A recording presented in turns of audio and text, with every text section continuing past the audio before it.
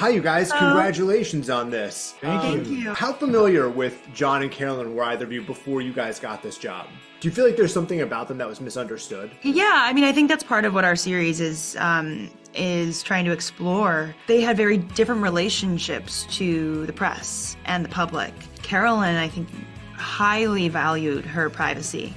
And I think it was a difficult dance for her to figure out how she can balance what comes with being part of the Kennedy family and being John's wife, and the expectation and relation to the public. You know, she never sat for an interview.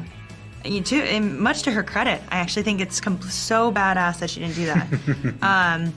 That it made it easier for narratives and characterizations to be projected onto her and therefore onto them as a couple.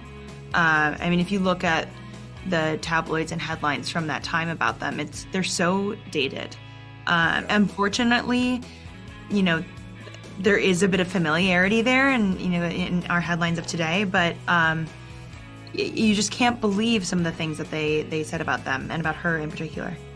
Yeah, that's interesting that you mentioned that, because there's obviously when it was announced that you were doing the show and pictures, pat pictures of you guys in wardrobe hit the internet, people had a lot of thoughts and feelings about it. And I wondered if, like, in that moment, you guys sort of felt like what it was like to have been John and Carolyn, with people sort of projecting whatever they think outwardly onto just a two-dimensional photo or even a notion. Absolutely. I mean, I think there's definitely parallels in experiencing that.